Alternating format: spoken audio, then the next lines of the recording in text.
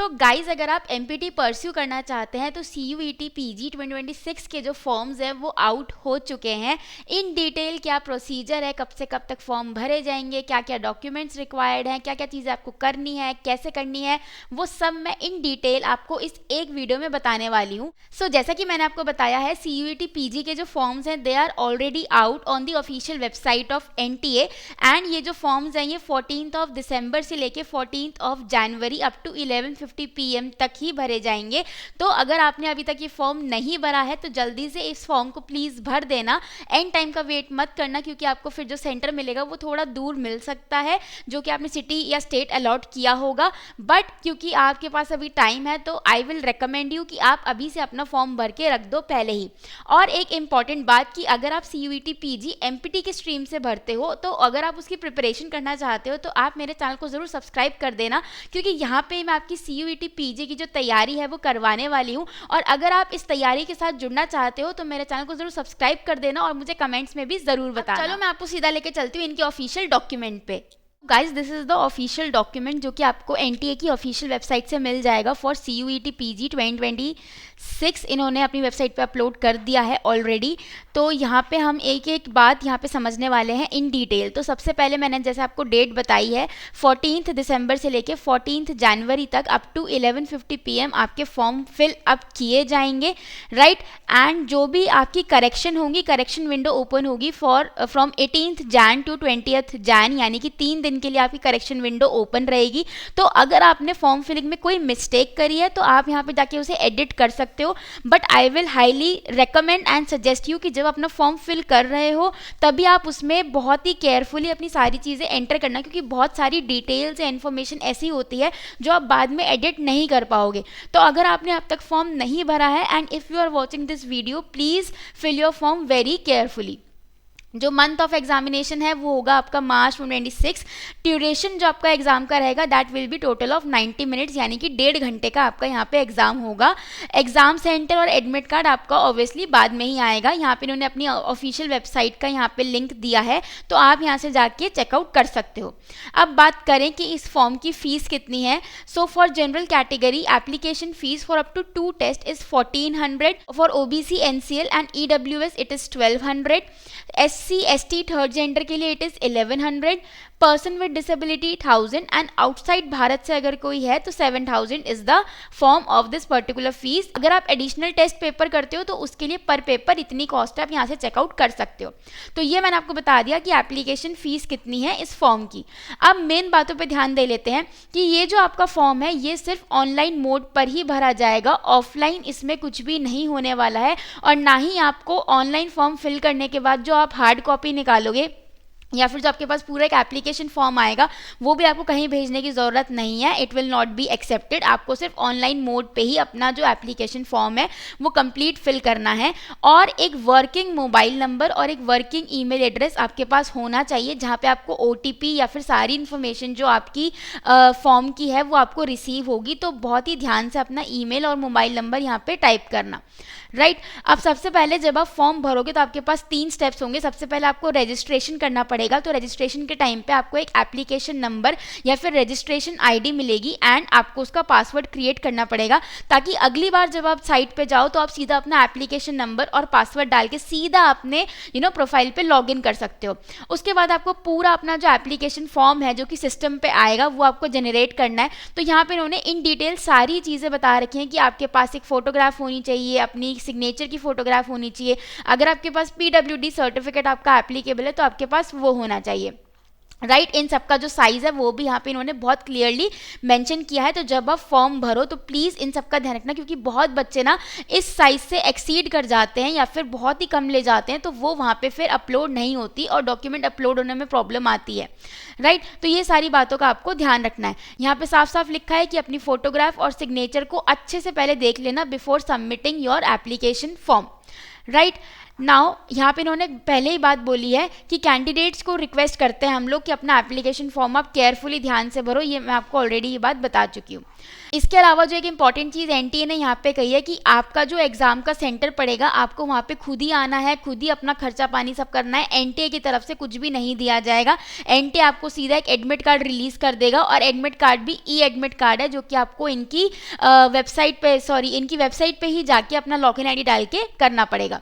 और यहाँ पे उन्होंने साफ साफ बोला है कि अगर आपका स्टेप 3 नंबर नहीं होता, यानी कि अगर आपने फॉर्म की फीस नहीं पे करी है तो आपका जो फॉर्म है it will not be accepted, तो आप ये एग्ज़ाम नहीं दे पाओगे। तो ध्यान रखना कि आपका जो फॉर्म है वो कंप्लीटली फिल हो और फीस भी उसकी भर दी गई हो।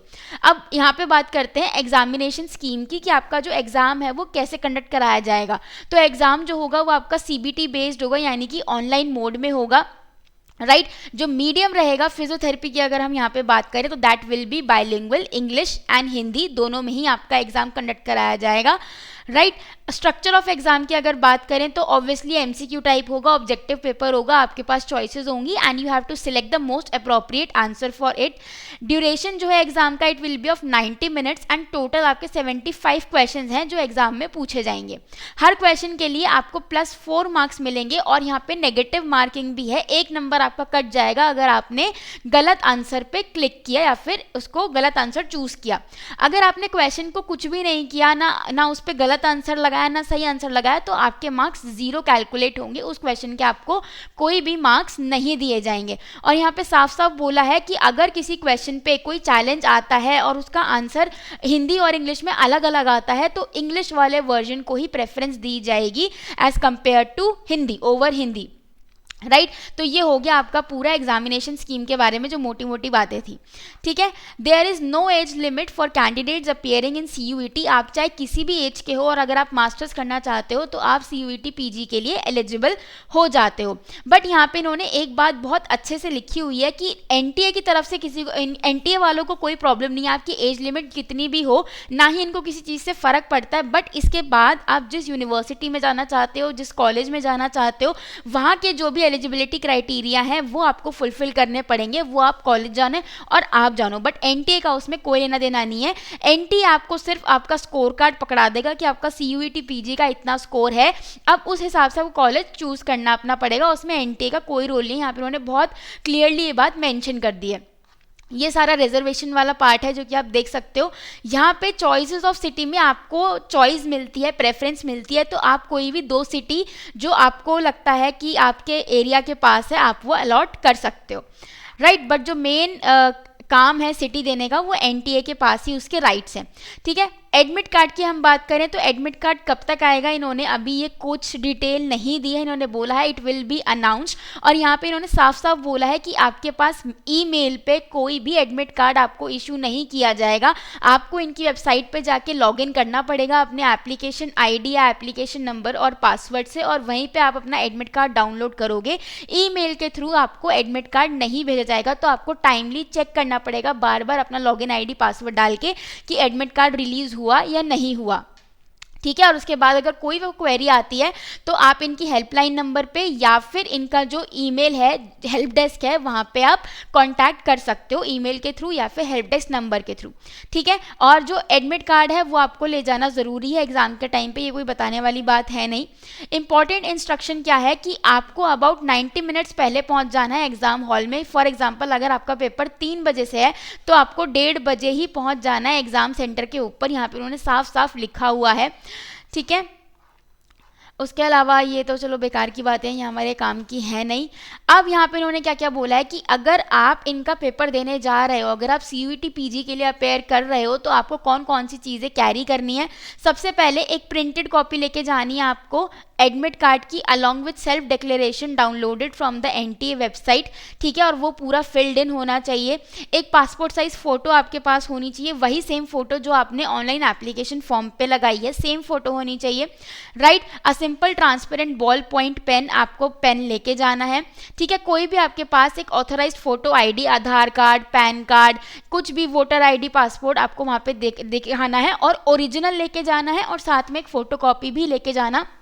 कई बार वो फोटोकॉपी भी मांगते हैं, तो वहाँ पे आपको कोई दिक्कत ना हो, तो इसलिए अपने साथ एक फ़ोटोकॉपी भी अपनी ओरिजिनल आईडी की कैरी करना और ओरिजिनल आईडी भी कैरी करना। अगर आपका नाम चेंज हुआ है तो मैरिज सर्टिफिकेट या कुछ भी जो आपके पास है डॉक्यूमेंट वो आपको वहाँ पे दिखाना पड़ेगा, आपके पास होना चाहिए इन केस अगर वो पूछ ले। और अगर कोई PWD सर्टिफिकेट है आपके पास तो वो होना चाहिए। तो ये सारी वो एसेंशियल चीज़ें हैं जो आपके पास होनी चाहिए अगर आप सेंटर पे जाते हो तो। अब बच्चों को ये डाउट आता है कि रफ वर्क के लिए क्या हमें शीट वगैरह लेके जानी है, तो आपको कुछ भी नहीं लेके जाना है। रफ वर्क के लिए आपको शीट अलॉट वहाँ करी जाएगी और वो शीट वो अपने साथ दोबारा सबमिट भी कर लेंगे, तो उसकी टेंशन लेने की कोई ज़रूरत नहीं है, राइट। अब ये सारी भी हमारे ज़्यादा काम की बातें हैं नहीं।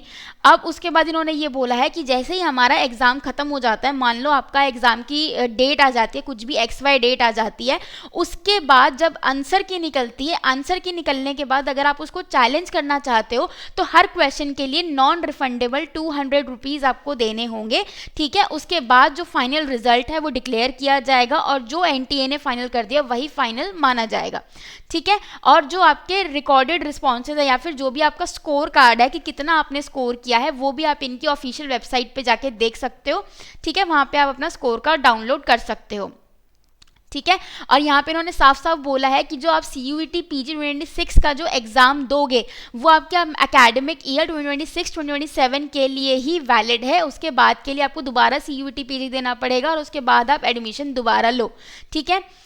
उसके बाद यहाँ पे इन्होंने साफ साफ बोला है no score card will be dispatch to the candidates को खुद ही डाउनलोड करना पड़ेगा इनकी वेबसाइट से जाके। तो आपको रेगुलरली इनकी वेबसाइट पे जा जाके देखना पड़ेगा, आपको इनकी वेबसाइट पे जाके टच में रहना पड़ेगा। ऐसा नहीं कि एक बार एप्लीकेशन फॉर्म भर दिया और फिर बिल्कुल भूल ही गए, तो अपना लॉगिन ID और जो तुम पासवर्ड बनाओगे उसको कहीं एक पेपर पर लिख लेना ताकि तुम भूलो ना, ठीक है। उसके बाद सारा इन्होंने बेसिक बातें बता रखी हैं, मतलब काम की बातें मैं तुम्हें सारी बता चुकी हूँ यहाँ पे, ठीक है। अब यहाँ पे इन्होंने हमारा सब्जेक्ट का कोड मैं तुम्हें बता देती हूँ। तो हमारा जो सब्जेक्ट का कोड है that is SCQP21, that is MPT और masters in respiratory theory MRT। So this is our subject code and this is our subject name. अब मैं तुम्हें जल्दी से बताती हूँ कि हमारा जो सिलेबस है for masters of physiotherapy CUET PG वो क्या है, ठीक है। CUET PG physiotherapy syllabus.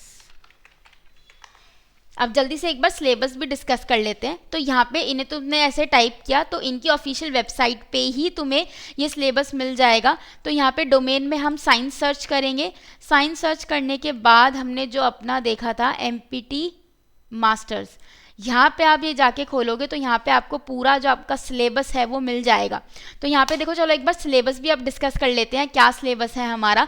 So this is the syllabus for MPT। तो आपको अगर आप CUET PG देते हो फ्रॉम टू परस्यू मास्टर्स तो आपको ये सारी चीज़ें यहाँ पे पढ़नी पड़ेंगी, ठीक है। 75 क्वेश्चन आएंगे, मैं आपको बता चुकी हूँ। बायलिंगुअल होगा, सब्जेक्ट स्पेसिफिक है ये। सो फिजियोथेरेपी में सबसे पहले एनाटमी, देन फिजियोलॉजी में भी भाई सब कुछ दे रखा है, देन बायोकेमिस्ट्री, सोशियोलॉजी, तो ये सारे फर्स्ट ईयर के सब्जेक्ट्स हैं। इंट्रोडक्शन टू योगा इतना डिटेल में तो पूछा नहीं गया है, तो आई डोंट थिंक इसको तुम स्किप भी कर सकते हो। General and clinical psychology, then biomechanics, kinesiology, pathology, microbiology, pharma, then exercise therapy, electrotherapy, physiotherapy in general medicine and general surgery, musculoskeletal physiotherapy, neurological, cardiovascular, sports, community, CBR वाला part आ जाएगा सारा। देन रिसर्च का भी यहाँ पे part आ रहा है। Then clinical reasoning and evidence based physiotherapy and ethics, administration and management, यानी कि बेसिकली जो तुमने पूरे अपने 4 साल की पढ़ाई करी है, जितने भी सब्जेक्ट्स तुमने पढ़े हैं, जो भी तुमने पढ़ा है वो सब तुम्हें यहाँ पे पढ़ना पड़ेगा दोबारा। मतलब तुम कोई भी चीज़ स्किप करके नहीं जा सकते हो। अब यहाँ पे कन्फ्यूजन ये हो जाएगा कि हम क्या पढ़ें और क्या ना पढ़ें, क्या चीज़ें हम स्किप कर सकते हैं और क्या टॉपिक्स हम स्किप नहीं कर सकते, कौन कौन से टॉपिक्स बार बार रिपीट होते हैं, कौन कौन से इंपॉर्टेंट टॉपिक्स हैं जो NTA को बहुत पसंद है। तो अगर तुम भी इस चीज़ में कन्फ्यूज़ हो तो फिक्र नॉट, अब से हम इस चैनल के ऊपर CUET PG के लिए भी तैयारी शुरू करने वाले हैं। सो अगर आप भी मेरे साथ जुड़ना चाहते हो इस तैयारी में तो इस चैनल को ज़रूर सब्सक्राइब कर देना, क्योंकि यहाँ पे अब हम डेडिकेटेडली CUET PG के लिए काम करने वाले हैं और पढ़ने वाले हैं। So guys, this is all about the syllabus for your CUET PG 2026 examination which is available on the official website of NTA। Guys I hope कि इस वीडियो से आपको काफ़ी इन्फॉर्मेशन मिल गई होगी किस तरीके से एग्जाम होगा, क्या पैटर्न है, स्कोरिंग क्या है and all that stuff. And हाँ, अगर आप इसकी प्रिपरेशन करना चाहते हो मेरे साथ तो जल्दी से इस चैनल को सब्सक्राइब कर देना।